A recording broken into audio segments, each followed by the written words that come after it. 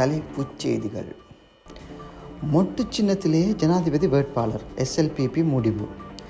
தேர்தல் ஆணைக்குழுவிற்கு ஐக்கிய மக்கள் சக்தி கடிதம். தேர்தல் ஆணைக்குழுவிற்கு அனுப்பப்பட்ட 1.4 மில்லியன் ரூபாய். அடுத்த ஜனாதிபதி யார்? பிரபல ஜோதிடர் கருத்து கணிப்பு. அமெரிக்க டாலரின் பெறுமதியில் மாற்றம். காசா மீது இஸ்ரேல் நடத்திய தாக்குதலில் 62 பேர் பலி. 2025 ஆண்டுக்கான ஆசிய கிண்ணம் இந்தியாவில். தென்கொரியாவிடம் மன்னிப்பு கோரியது சர்வதேச ஒலிம்பிக் சம்மேளனம்.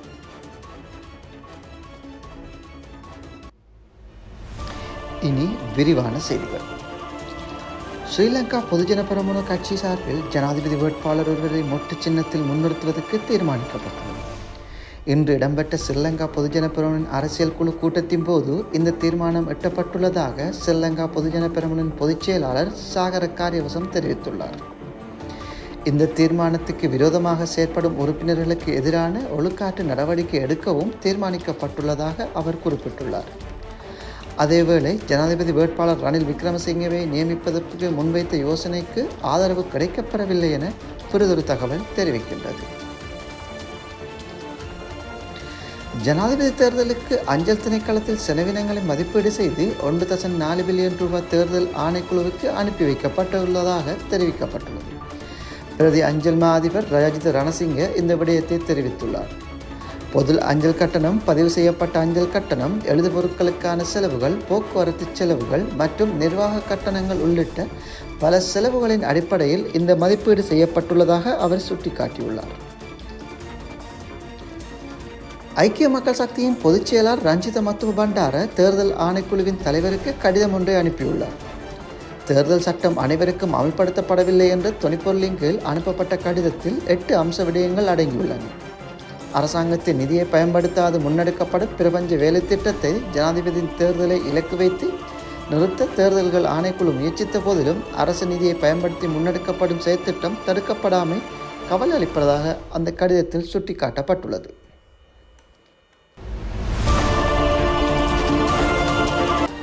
அடுத்து வெளிநாட்டுச் செய்திகள். அமெரிக்காவில் அடுத்த ஜனாதிபதியாக டொனால்ட் ட்ரம்ப் தெரிவு செய்யப்படுவார் என அந்நாட்டின் பிரபல ஜோதிடர் அறிவித்துள்ளதாக ஆங்கில பத்திரிகை ஒன்று செய்தி வெளியிட்டுள்ளது. இந்த ஜோதிட கணிப்பின்படி ட்ரம்பின் தொழில் மற்றும் இலக்குகளில் கணிக்க முடியாத தன்மையை காட்டுகின்றது என்றும் அவருக்கு சில புதுவிதமான நிகழ்வுகள் ஏற்படக்கூடும் என்றும் சுட்டிக்காட்டப்பட்டுள்ளது. அமெரிக்காவில் இந்த ஆண்டு இறுதியில் ஜனாதிபதி தேர்தல் நடைபெற உள்ள நிலையில் அதற்கான கருத்து கணிப்புகள் தற்போது இடம்பெற்று வருகின்றன. இந்த தேர்தலில் ஜனநாயக கட்சி வேட்பாளர் கமலா ஹாரிஸும் குடியரசுக் கட்சி வேட்பாளராக டொனால்ட் ட்ரம்பும் போட்டியிடுகின்றமை குறிப்பிடத்தக்கது. காசா மீதான இஸ்ரேலின் தாக்குதலில் கடந்த 24 மணித்தியாலங்களில் மாத்திரம் 62 பேர் உயிரிழந்துள்ளதாக தெரிவிக்கப்பட்டுள்ளது. அத்துடன் குறித்த தாக்குதலில் 241 பேர் காயமடைந்துள்ளதாக சர்வதேச ஊடகங்கள் குறிப்பிடுகின்றன. லெபனானில் உள்ள நகரங்கள் மீதும் குண்டுவீச்சு தாக்குதல் நடத்தப்பட்டுள்ளது. குறித்த தாக்குதலில் 12 சிறுவர்கள் கொல்லப்பட்டுள்ளதாக தெரிவிக்கப்படுகிறது.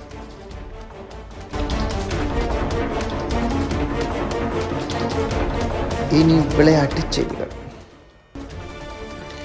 மகளிருக்கான ஆசிய கிண்ண 2020 கிரிக்கெட் தொடரின் இறுதிப் போட்டியில் இலங்கை மகளிர் அணி 8 விக்கெட்டுகள் வித்தியாசத்தில் வெற்றி பெற்றுள்ளது. தம்புள்ளில் இடம்பெற்ற குறித்த போட்டியில் இந்திய மகளிர் மற்றும் இலங்கை மகளிர் அணிகள் மோதின. போட்டியின் நாணய சுழற்சியில் வெற்றி பெற்ற இந்திய மகளிர் அணி முதலில் துடுப்படுத்தாட தீர்மானித்துள்ளது. இதன்படி முதலில் துடுப்படுத்தாடிய இந்திய மகளிர் அணி 20 ஓவர்கள் நிறைவில் 6 விக்கெட்டுகளை இழந்து 165 ஓட்டங்களை பெற்றது. துடுப்பாட்டத்தில் இந்திய மகளிர் அணியின் சார்பில் சிம்ருதி மந்தானா 60 ஓட்டங்களை பெற்றெடுத்தார்.